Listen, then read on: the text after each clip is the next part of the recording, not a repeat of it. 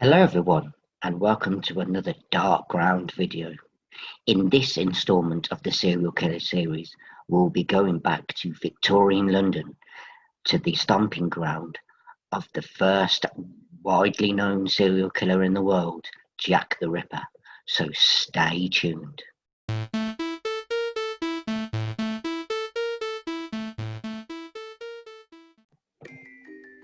Hello everyone, and welcome back to another Dark Ground video.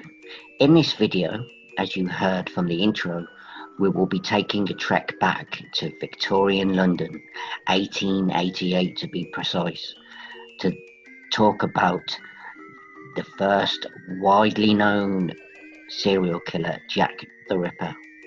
Now, this happens to be a case which I am very well versed on. I like to class myself as a ripperologist because I'm quite informative on said case. And I have in fact taken a Jack the Ripper walking tour, which I will talk about near the end of the video. So let us go back in time to 1888. So Victorian London, back then in 1888, was much different to how London is today, especially in the East End and Whitechapel, because the East End and Whitechapel was known as the poor part of London. There was squalor, there was everything you expect from the worst part of a city back in the day. And to give you some idea, so in October 1888,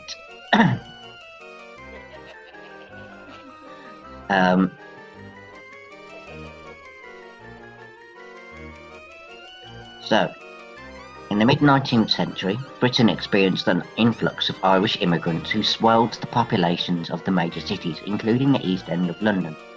From 1882, Jewish refugees fleeing pogroms in Tsarist Russia and other areas of Eastern Europe emigrated into the same area. The parish of Whitechapel in London's East End became increasingly overcrowded, with the population increasing to approximately 80,000 inhabitants by 1888. Work and housing conditions worsened and a significant economic underclass developed. 55% of children born in the East End died before they were 5 years old. Robbery, violence and alcohol dependency was commonplace, and the endemic poverty drove many women to prostitution to survive on a daily basis. In October 1888, London's Metropolitan Police Service estimated that there were 62 brothels and 1,200 women working as prostitutes in Whitechapel, with approximately 8,500 people residing in the 233 common lodging houses within Whitechapel every night, with the nightly price of a single bed being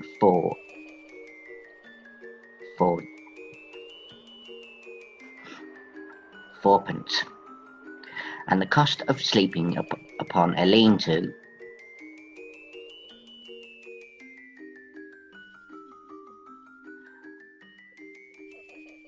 rope stretched across the bedrooms of these houses being 2p for adults and children. The economic problems in Whitechapel were accompanied by a steady rise in social tensions. Between 1886 and 1889, frequent demonstrations led to police intervention and public unrest, such as Bloody Sunday. Anti-Semitism, crime, nativism, racism and social disturbance and severe deprivation influenced public perceptions that Whitechapel was a notorious den of immorality. Such perceptions were strengthened in the autumn of 1888 when the series of vicious and grotesque murders attributed to Jack the Ripper received unprecedented coverage in the media. So, now we go on to the murders. There, of course, is the canonical 5 victims. The 5 victims we accept as victims of Jack the Ripper But there were 2 prior deaths, or murders, to those canonical 5, with the deaths of prostitutes Elizabeth Smith and Martha Tabram,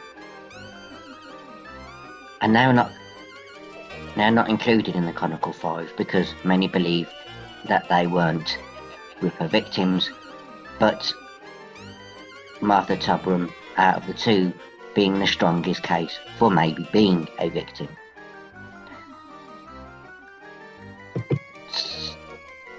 So we go on to the canonical 5, the accepted 5 victims of Jack the Ripper. So, the body of Mary Ann Nichols was discovered at about 3:40 a.m. on Friday 31st of August 1888 in Bucks Row, now renamed Durwood Street, Whitechapel. Nichols had last been seen alive approximately 1 hour before the discovery of her body by a Mrs. Emily Howard, with whom she had previously shared a bed at a common lodging house in Thrall Street, Spitalfields, walking in the direction of Whitechapel Road. Her throat was severed by 2 deep cuts, one which completely severed all the tissue down to the vertebrae. Her vagina had been stabbed twice, and the lower part of her abdomen was partly ripped open by a deep, jagged wound, causing her bowels to protrude. Several other incisions inflicted to both sides of the abdomen had been caused by the same knife. Each of these wounds had been inflicted in a downward thrusting manner. And when Mary Nichols was taken to the mortuary, another gruesome discovery was made. It wasn't until they lifted the dress of this poor woman that they discovered that some of her internal organs, one being her uterus, was missing. Now, 1 week later, on Saturday the 8th of September 1888, the body of Annie Chapman, the second canonical victim, was discovered at approximately 6 a.m. near the steps to the doorway of the backyard of 29 Hanbury Street, Spitalfields. As in the case of Mary Nichols, the throat was severed by 2 deep cuts. Her abdomen had been cut completely open, with a small section of the flesh from her stomach being placed upon her shoulder, and another section of skin and flesh, plus her small intestines, being removed and placed above her right shoulder. Chapman's autopsy also revealed that her uterus and sections of her bladder and vagina had been removed. At the inquest into Chapman's murder, Elizabeth Long described having seen Chapman standing outside 29 Hanbury Street at about 5:30 a.m. in the company of a dark-haired man wearing a brown deerstalker hat and dark overcoat, and of a shabby, genteel appearance. According to this eyewitness, the man had asked Chapman the question, "Will you?" to which Chapman had replied, "Yes." And now the Ripper ups his ante in what will be known as the double event. So, Elizabeth Stride and Catherine Eddowes were both killed in the early morning hours of Sunday the 30th of September 1888. Stride's body was discovered at approximately 1 a.m. in Duckfield's yard off Berners Street, now Henriques Street, in Whitechapel. The cause of death was a single clear-cut incision, measuring 6 inches across her neck, which had severed her left carotid artery and her trachea before terminating beneath her right jaw. The absence of any further mutilations to her body has led to uncertainty as to whether Stride's murder was committed by the Ripper, or whether he was interrupted during the attack. Several witnesses later informed police they had seen Stride in the company of a man in or close to Berners Street on the evening of the 29th of September and in the early hours of the 30th of September, but each giving different descriptions. Some said that her companion was fair, others dark. Some said that he was shabby dressed, others well dressed. But the fact that he could have been disturbed, or was most probably disturbed with Elizabeth Stride, would to become the downfall of Catherine Eddowes, the fourth canonical victim. Eddowes' body was found in Mitre Square in the City of London 3/4 of an hour after the discovery of the body of Elizabeth Stride. Her throat was severed and her abdomen ripped open by a long, deep and jagged wound before her intestines had been placed over her right shoulder. The left kidney and the major part of the uterus had been removed, and her face had been disfigured, with her nose severed, her cheek slashed and cuts measuring 1/4 of an inch and 1/2 an inch respectively, vertically incised through each of her eyelids. A single triangular incision, the apex of which pointing towards Eddowes' eyes, had also been carved upon her cheeks, and a section of the auricle and lobe of her ear were later recovered from her clothing. The police surgeon who conducted the post-mortem on Eddowes' body stated his opinion these mutilations would have taken at least 5 minutes to complete. A local cigarette salesman named Joseph Laund had passed through the square with 2 friends shortly before the murder, and he described seeing a fair-haired man of shabby appearance with a woman who may have been Eddowes. Laund's companions were unable to confirm his description. The murder of Stride and Eddowes ultimately became known, as I have mentioned, as the double event. Now, the only clue to ever come from this case, a section of Eddowes' bloodied apron, was found at the entrance to a tenement in Gulson Street, Whitechapel, at 2:55 a.m. A chalk inscription upon the wall directly above this piece of apron read, "The Jews are the men that will not be blamed for nothing." The graffito became known as the Gulson Street Graffito. The message appeared to imply that a Jew, or Jews in general, were responsible for the series of murders, but it is unclear whether the graffito was written by the murderer on dropping the section of apron or was merely incidental and nothing to do with the case.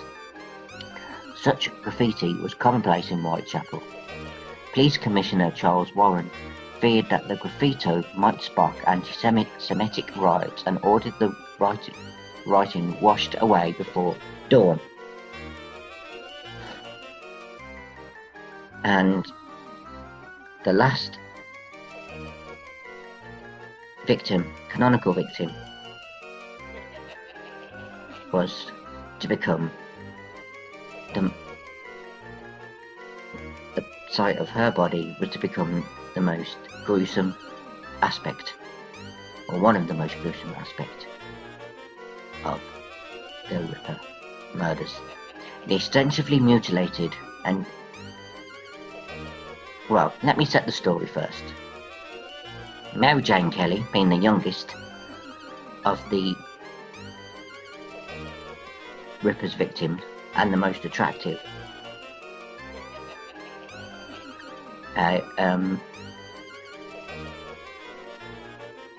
lived in a single room at 13 Miller's Court, and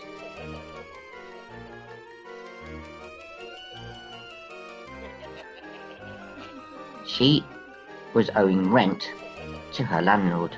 So her landlord sent his employee Thomas Bowyer around to get said rent on the morning of Friday the 9th of November 1888.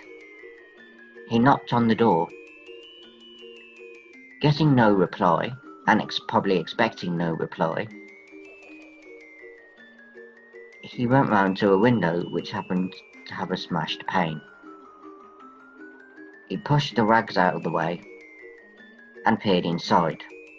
What he saw sent him back to his employer, and his employer came back round with him and viewed the sight which Thomas Bowyer had saw, and what both these men saw lived with them to their dying day, because what they had seen, the extensively mutilated and disemboweled body of Mary Kelly, was discovered lying on the bed in the single room where she lived at 13 Miller Court, off Dorset Street, Spitalfield, at 10:48 a.m. on that Friday the 9th of November 1888. Her face had been hacked beyond all recognition, with her throat severed down to the spine and abdomen almost emptied of its organs. Her uterus, kidneys, and one breast had been placed beneath her head, and other viscera from her body placed beside her feet. About the bed and of her abdomen and thighs, in bed and sections of her abdomen and thighs upon a bedside table. The heart was missing from the crime scene.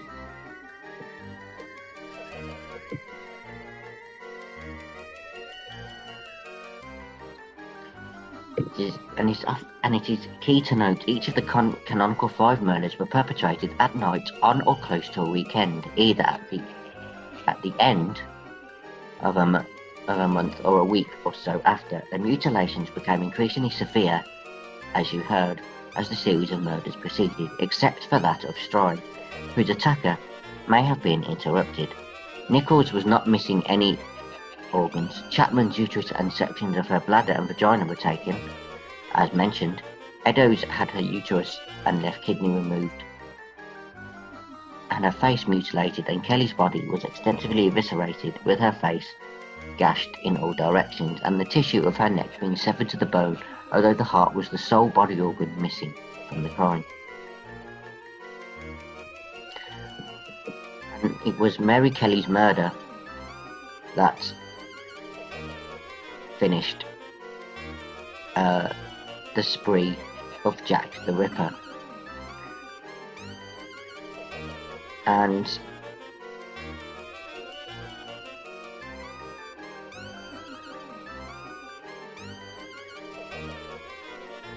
so,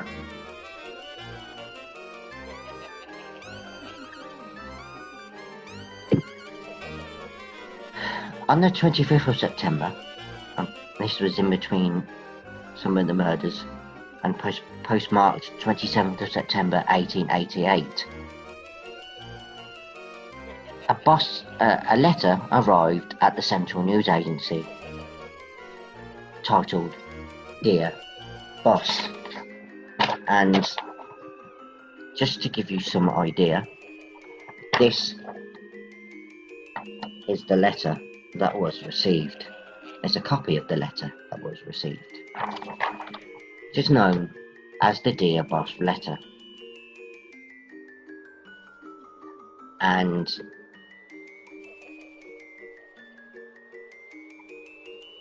it reads as follows. Dear Boss, I keep on hearing the police have caught me, but they won't fix me just yet. I have laughed when they look so clever and talk about being on the right track. That joke about leather apron gave me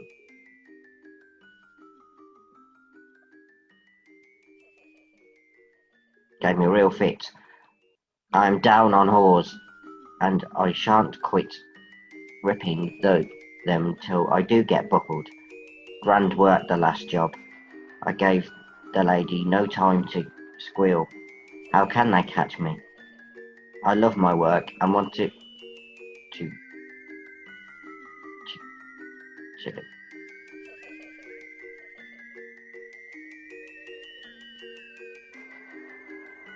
get to work again. You will soon hear of me with my funny little games. Saved some of the proper red stuff in a ginger beer bottle over the last job to write with, but it went thick like glue and I can't use it. Red ink is fit enough, I hope. Haha. The next job I do, I shall clip the lady's ears off and send to the police officers just for jolly, wouldn't you?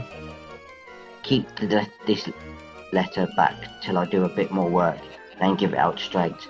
My knife's so nice and sharp, I want to get to work right away if I get a chance. Good luck. Yours truly, Jack the Ripper. Yours truly, Jack the Ripper. Now, can you imagine what terror that name would have cast upon the East End of London at the time?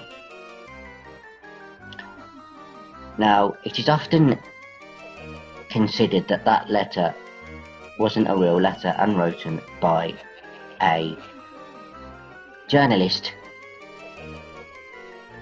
to hype the killing and to give it more notoriety. But there was one line in that clipping the ears off that proved it may not be a hoax, because of course the fourth victim did in fact have some of her ears clipped off, or one of her ears was cut from her body. So there's debate on whether that letter's authentic or not. Now, on the 16th of October 1888, a letter was received by George Lusk, who was the leader of a very prevalent Vigilance Committee, the Whitechapel Vigilance Committee, a group set up out of frustration because they didn't think the police were doing the job and they were wanting to find the killer themselves. And the letter, here's a copy of the letter, very scrawled writing, and this letter reads as follows: Mr. Lusk, sir, I send to you half the kidney, taken from one woman.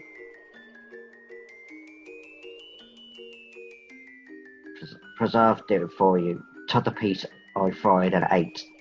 It was very nice. I may send you the knife that took it out. If you only wait a little longer. Signed, Catch me when you can, Mr. Lusk. And of course, he sent half of a female kidney that was congested, bloodless, and as the coroner later would reveal, would have the disease, Bright's disease, which affected an alcoholic. Well, Catherine Eddowes had a kidney removed by the killer, and she also suffered from what was known as Bright's disease. So it is often assumed that that kidney was, of course, Catherine Eddowes' kidney. And of course, now we go on to suspects.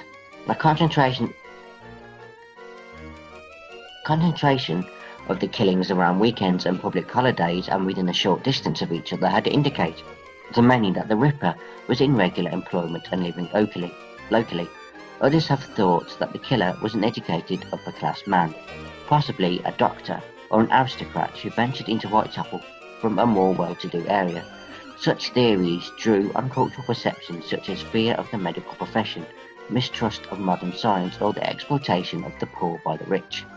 Suspects proposed years after the murders include virtually anyone remotely connected to the case by contemporary documents, as well as many famous names, who were never considered in the police investigation, including a member of the British royal family, an artist, and a physician.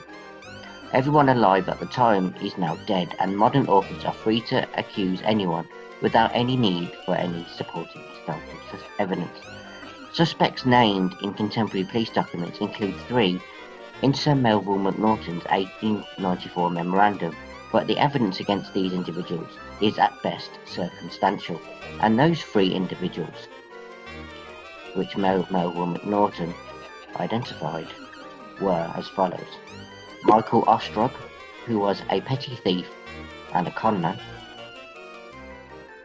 Montague John Druitt, who worked at a boys' school and got fired for a misdemeanor at the boys' school and was later found dead in the Thames, having written a suicide letter saying he didn't want to turn out like his mum, going mad. And his family believed that he was the killer, and of course the chief of police at the time believed he had documents and information that pointed towards John drew it as the killer, but it's circumstantial.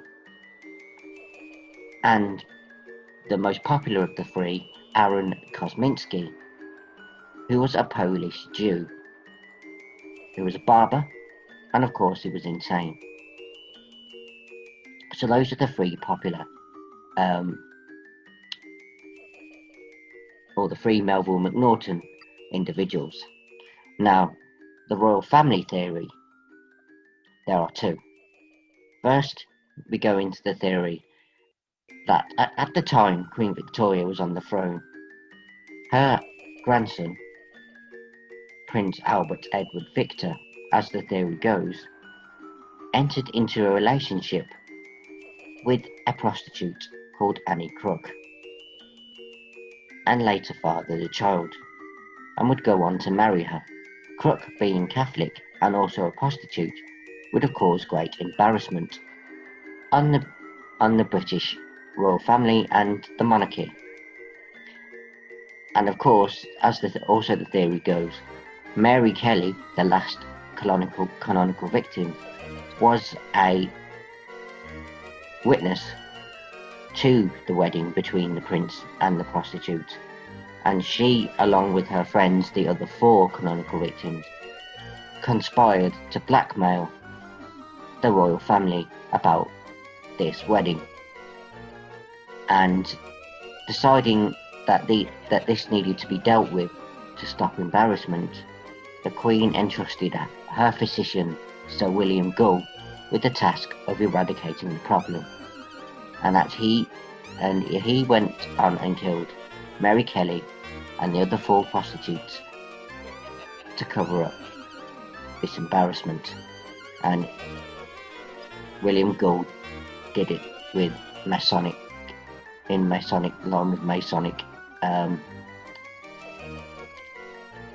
rules.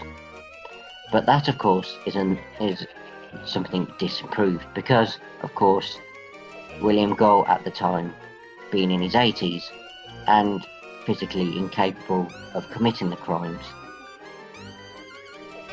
makes that theory a very weak one. Now, the other theory to do with the British royal family is again Prince Albert Edward Victor, but in this theory it claims he had syphilis, and driven mad by syphilis, he murdered the 5 prostitutes. Again, another theory which has not come to fruition. Other suspects, another strong suspect, was Francis Tumblety, an American quack doctor who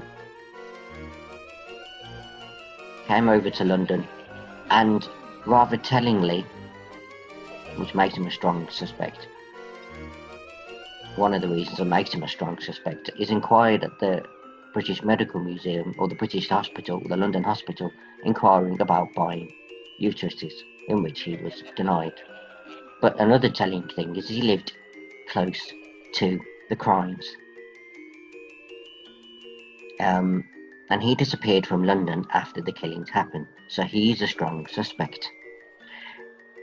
There was another suspect in James Maybrick, who was a Liverpool cotton merchant, and he became a suspect through a guy named Michael Barrett, who came into the possession of a diary purportedly written by Jack the Ripper. And I do so have the book, or the diary book, on my shelf, and it is often said that this is proved to be a hoax, but it would have been a very good hoax in my opinion at that. And the artist, which was mentioned, was William Sickert, and he became a suspect because of some drawings he drew, a drawing entitled "The Ripper's Bedroom," and that puts him up there as a suspect. But there were other suspects, even such ludicrous suspects named Lewis Carroll, the author of Alice in Wonderland, Jill the Ripper, that it was a female abortionist, and many others. to name. To name. But what we do know is there's no concrete evidence to link a suspect, and that's probably one of the fascinating facts about this case, and that's why I researched it a lot, is the not knowing who it is. And of course I mentioned that I went on a Jack the Ripper walk in London earlier this year, and this is a tour where you get taken around by a guide and you visit the spots where the murders happened, and in some of the cases where Mary Kelly was found, the area doesn't exist anymore, lodgings, and even on this tour where the lodging house where some of the prostitutes lived at. Again, the only thing that exists of that is the original back wall. But interestingly to note, one of the sites still remains today, and you can actually go and stand on the spot, the very spot where back in 1888, on the night of the double murder, Catherine Eddowes' body was found. And that is something quite surreal in itself, to stand on the spot and to think, back in 1888 in Victorian times, this is where the body of one of the victims of the first widely known serial killer was found. To know you're standing on history. And I know a lot of people in the comments, if they would comment, would probably ask me who my favourite suspect is. And much like a ripperologist or a tour guide, I could list you off a whole line of suspects of who it wasn't. And I'm not going to categorically say that anyone was the person, but there's one suspect which holds a high possibility for me, was Francis Tumblety, who I mentioned. He's one of my favourite suspects. But as I say, in any case, we will never know. And the Ripper murders live on through books, through the tours, and this ghastly case of 5 murders of 5 innocent, unfortunate prostitutes in the autumn of 1888 in Whitechapel, London, carries on to this day. If you get the chance to go to London, take a Jack the Ripper tour, because it is worth it, and it will inform you. And I'll recommend you the Jack the Ripper walking tour of London. It's a smaller tour, and of course there's a few sites which you don't go to because of time constraints, but you do get to visit the bulk of them, and you do learn a lot.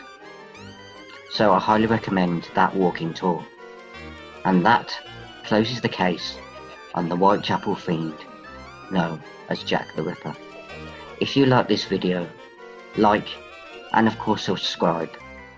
Write in the comments who your favourite suspect may be, or write in the comments what you want to see covered, or who you want to see covered in a serial killer series video in the comments, or even what subject you want to see on any other video we may do, gaming or normal underground video.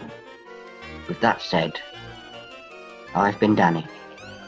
Thank you for watching this video on Jack the Ripper, and remember, sleep tight, and what's under the bed is not the only thing you need to be scared of. Until then, so long.